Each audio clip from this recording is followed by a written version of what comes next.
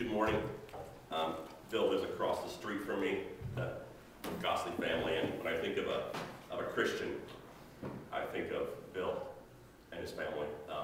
As wonderful as they are, they seem to embody everything about what being a good Christian is, and I am extremely flattered that he offered me this opportunity to stand behind his podium and speak. I will speak this morning about charity, giving. I'm not going to talk politics. A few weeks ago, on the way into work, I listened to a radio station, a talk radio station. They were talking about school programs for kids to have free breakfast. You know, whether or not the state should pay for free breakfast for kids. And people were calling in and they were saying, well, I don't think we should pay for kids' breakfast. I mean, it's up to the parents to pay for breakfast. Why should I have to pay for their breakfast? That's not my responsibility. Why should we have to be paying for their school? You know, because we've got to be teaching them reading and writing. We shouldn't mess with breakfast. Those are good points. One morning, riding to work, I noticed a man riding his bicycle to work. He rode his bicycle every morning up to work, the same time I drove to work. I'm 13, I work in Dover. And he's pedaling his bicycle along the road. I noticed he always just had one hand on the bike. And, you know, I started watching him, and it turns out it was in the wintertime, and he was cold. He didn't have any gloves.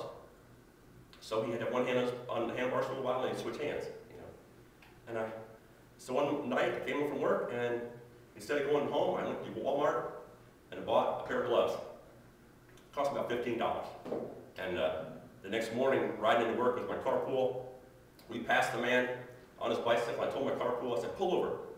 We pulled over. I got out of the car, and I stood there on the shoulder and held up the gloves to him. And he rode up to me, and he stopped, and he said, cool. That's all he said. And I gave him the gloves. I said, Merry Christmas. Did I have to do that? Was that my responsibility? Was that my problem? No. No, that wasn't my problem. Is it my fault that he doesn't manage his money better? You know, maybe he spends the money on beer or something. Is that my problem? No, it's not my problem. But I bought him some gloves. Last summer, I'm building a deck behind my house. A huge deck that I had no business building, because I had never built a deck before in my life. And my wife had this thing. So I'm out there, I took 3 weeks off of work to build a deck. And every day I'm out there in the summertime building this deck. And Reverend Gosley comes over after work and helps me build the deck. He'd been working all day, hard work, and he comes over and helps me. And he spent 2-3 hours helping me every night. Usually he came over and said, Jim, there's an easier way to do that, you know. But he got the deck built. He helped me. Did he have to? No. He was tired.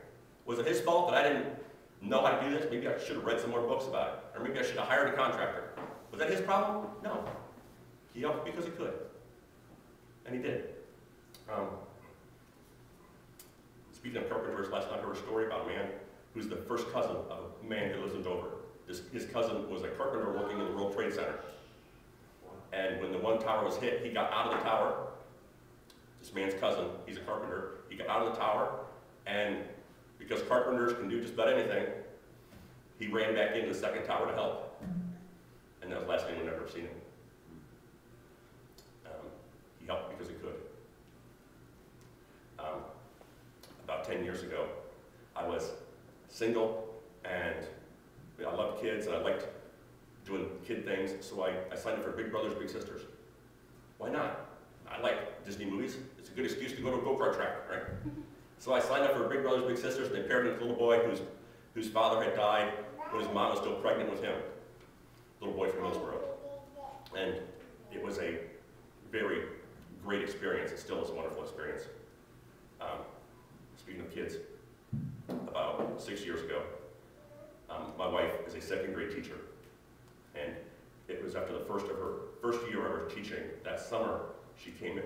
We were driving to Dover one night, and she said, Jim, remember that kid from class I had, Robbie? Turns out this little boy had been in foster homes his whole life. His mom and dad were in jail, and he'd been bounced from one foster home to another his entire life. Each foster home worse than the last one.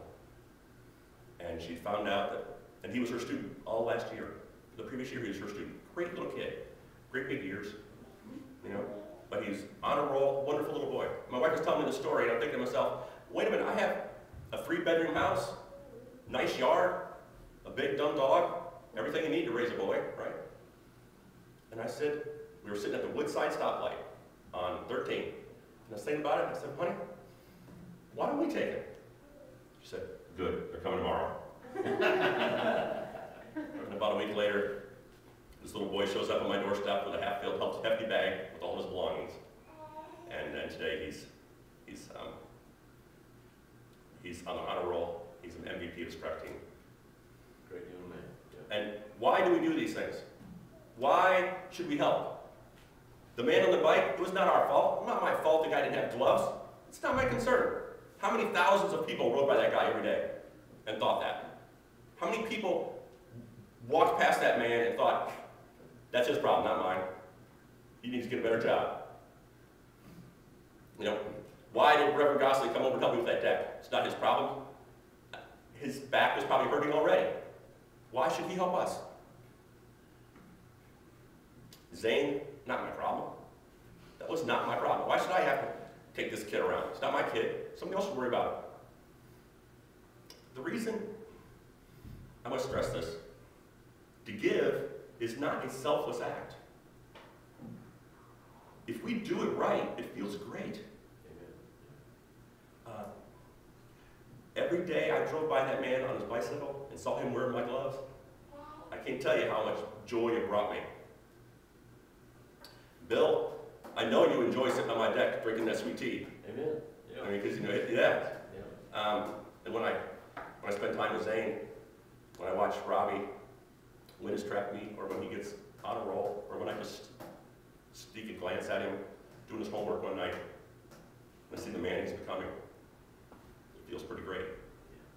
And now my former little brother, he is now best friends with my son, and this weekend, like most weekends, he's been over at the house, and he's joining us. It feels wonderful. And I think that feeling of warmth that we get, that feeling of joy we receive when we give, and we see that it works, that feeling, I think that's the hand of God.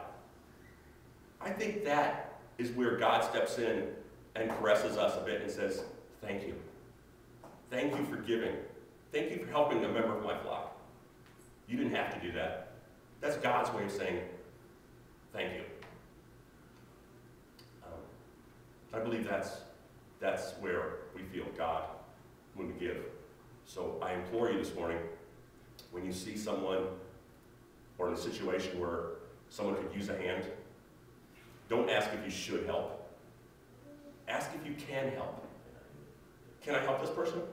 Don't ask if you should, because you probably shouldn't. You don't have to. Ask if you can help. And that should be the only question you ask. Can I help this person? If you can, then help them. And I can guarantee that not only will this person love it, but you'll feel God say thank you to you, because the joy will come back to you 1,000-fold. Bringing Robbie into my home has been the best thing I've ever done in my life, with the exception of course, moving next door to Bill. Thank you very much. Amen.